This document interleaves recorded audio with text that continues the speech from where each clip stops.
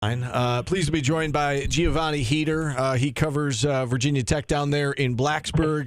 Gio, always great to catch up with you. It's been a little bit. It's probably been about a year, right? We probably last spoke around this time last year. How are things going? Yeah, everything's great, guys. Appreciate you guys having me.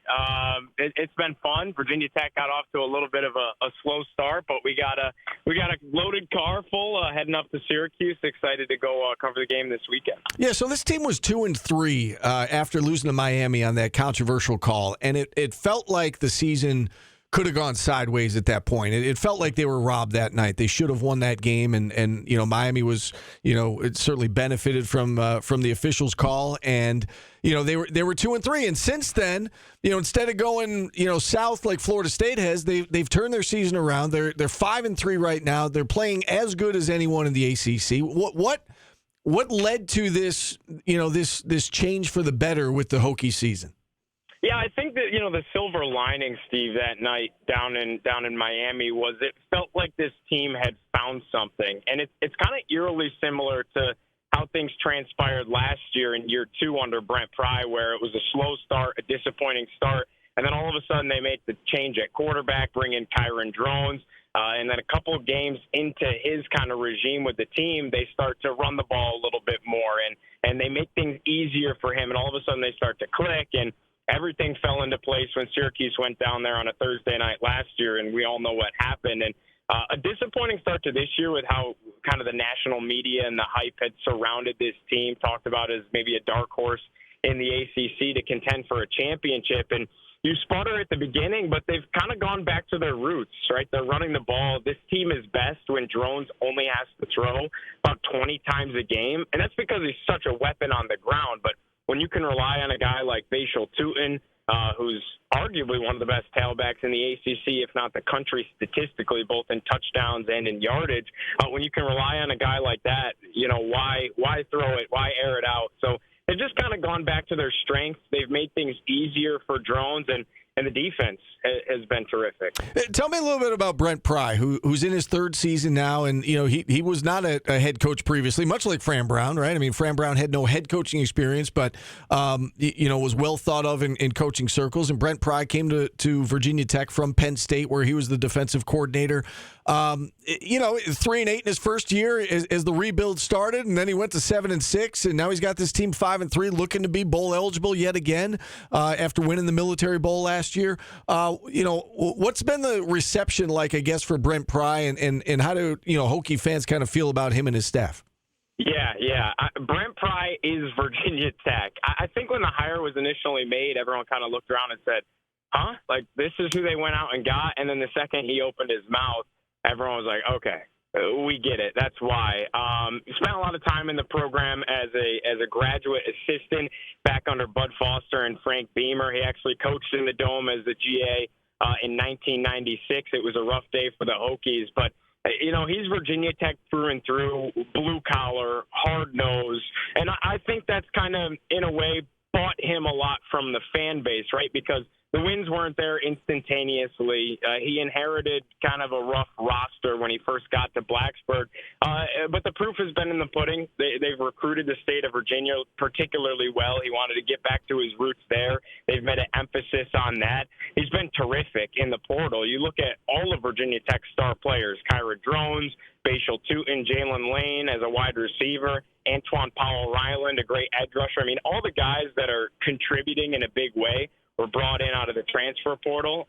Brent Pry and his crew, though they're very young, very inexperienced, they've done a nice job. I think the next step for them is figuring out, okay, that's 2 seasons in a row with a slow start. How do we get things right out of the gate to click in August and September?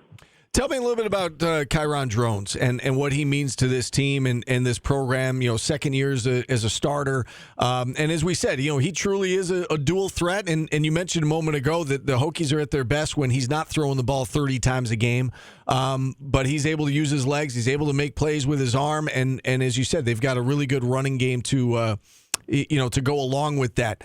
How important is he, and I guess looking at Saturday, how important is it that he has a good game against this SU defense? I think it's crucial. Steve, mostly because of the fact that he can attack you in so many different ways, right? had mentioned that he's best when he's only throwing it about 20 times, but when he's rumbling downhill on the ground, especially with that option, a little bit of pre-snap eye candy Virginia Tech loves to play around with, some trickeration. I mean, he's just such a weapon. We saw him last week against Georgia Tech, catch a touchdown pass, run one in, and throw for a touchdown. I mean, that just goes to show kind of the tools in his toolbox, if you will. He's a great leader. The guys love playing with him. He's not super overly spoken, if that makes sense. He kind of lets his confidence and his play speak for itself. He's a man of few words, but they're impactful words when he has them. And his teammates just enjoy being on the field with him. I don't think there's any doubt about that. But I think the biggest key besides drones is going to be Tootin, because he got banged up against Georgia Tech. Late in the game, about 4 minutes left, he gets rolled up on, seemed to be in quite a bit of pain. He's going to go. He's probable, so in all likelihood he'll go, because Brent Pry rarely will say probable. Usually he lets it be a game-time decision and kind of holds it close to his chest. For him to say probable means he'll probably go. Question is he 100%? Is he anywhere close to it? Because that's going to put a lot more pressure on drones if Tootin is not his normal self. You know, Syracuse just went to Pittsburgh, where they have struggled miserably for whatever reason. Syracuse has not won at Pittsburgh since 2001.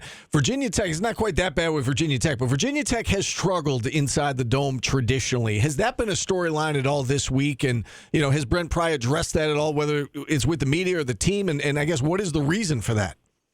Yeah, you know, questions were asked very similar to that in the press conference, and Brent Pry has done a nice job of teaching these guys the traditions and the history of Virginia Tech. For instance, when Virginia Tech plays West Virginia, he puts an emphasis on that game, or Thursday nights in Lane Stadium against history to them, and he's made it important to the team and taught them about the past, because he feels it's such a big part of the program and its roots, and Syracuse and Virginia Tech is certainly part of that, especially in the old Big East days. I think more so than the team, because they're confident, they're poised, they're ready for the road trip. They're trying to win their fourth straight. This is a fan base, Steve, that is shivering its timbers, for lack of a better term. 2-8 in the Dome all time. You talk to any diehard Virginia Tech fan, and they think it is a house of horrors that is impossible to go win in. I mean, they are used to going up to the Dome and struggling.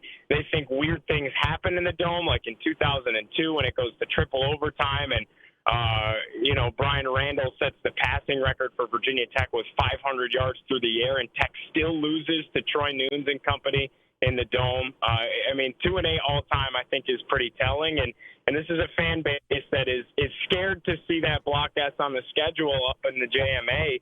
When the schedule comes out, they thought this could be a 10-win football team, and many thought one of the losses would be to Syracuse. Yeah, Virginia Tech on its longest winning streak, by the way, since 2019. A win Saturday would put them on their longest winning streak since 2017. What do you make of this Syracuse team? You know, new head coach in Fran Brown, you know, different coaching staff, a lot of different players, certainly a new quarterback in Kyle McCord. What stands out to you about the Orange? Yeah, I mean, as you know, Steve, growing up in Syracuse, Syracuse football and Syracuse lacrosse is why I fell in love with sports in the first place. So it's been nice where Virginia Tech and Syracuse have coincidentally played on different nights pretty much all season. So I've enjoyed the Thursday and Friday night games for Syracuse because I've been able to watch, and it's just so exciting. I mean, having a guy like Kyle McCord as your quarterback, having Fran Brown, they both bring something that in my entire lifetime has been absent from Syracuse football. So it's been really, really cool to see. And I think as far as the challenges they present, X's and O's wise, Virginia Tech has not played a team anything like Syracuse this entire year. Granted, there's not many teams across the country that are anything like Syracuse, a team that has the capability of going out there and throwing 40 to 50 passes down your throat in a game. Virginia Tech has played a lot of backup quarterbacks this season that you could attribute that to part of their success for sure.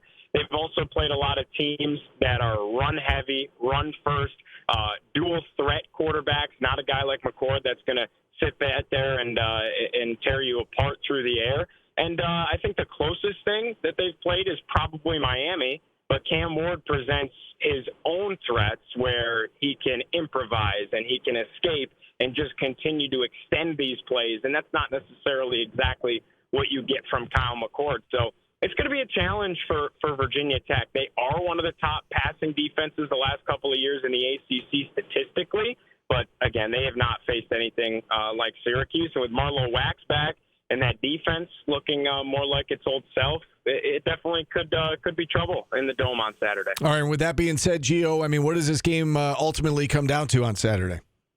I think it comes down to the X factor in this one for me is Bashal Tutin. Mentioned that he got hurt against Georgia Tech. If he's not 100%, if he's not his normal self, I think Virginia Tech could struggle. That being said, he's a dog. I mean, he wore a knee brace a couple of weeks throughout the early portion of the season and just refused to miss time. You're talking LaQuint Allen type stuff where at UNLV he's limping after a run, but he just does not want to not be out there, right? Feels a responsibility with it. Broke a 55-yarder against Miami on the road. That was a game-changing play after Tech was able to take an interception. And he's limping in the end zone afterwards, but he's still out there and he's still breaking big runs and making a huge impact on the game. I think Tutin is the Virginia Tech. They go with him. If he has a great game, I could see Virginia Tech finding a way to win. If he struggles or if he's not able to play his normal snap count or whatever it may be, I don't think they have another guy to go to necessarily. They like to run it on the outside. Malachi Thomas, their second string, more of an inside zone type of runner. He has not been his normal self so far this season. And if Virginia Tech's forced to pass the football, again, like I mentioned, that's not Kyron Jones' strength to sit back there and try and throw it 30 times. And without Tutin, that might be a challenge that he faces. If it turns into a throwing fest, I think Kyle McCord could eat drones alive. So I think Tutin makes the difference in this one. Yeah. All right. Well, it is homecoming weekend on the SU Hill. Enjoy your homecoming back to Syracuse. Great to have you on. Great to see how much success you've had down there, Gio. And be safe. Enjoy the trip. I hope the broadcast goes well, and we'll talk again soon. Appreciate it, guys. Great talking with you. All right. Giovanni Heater joining us here on the show. And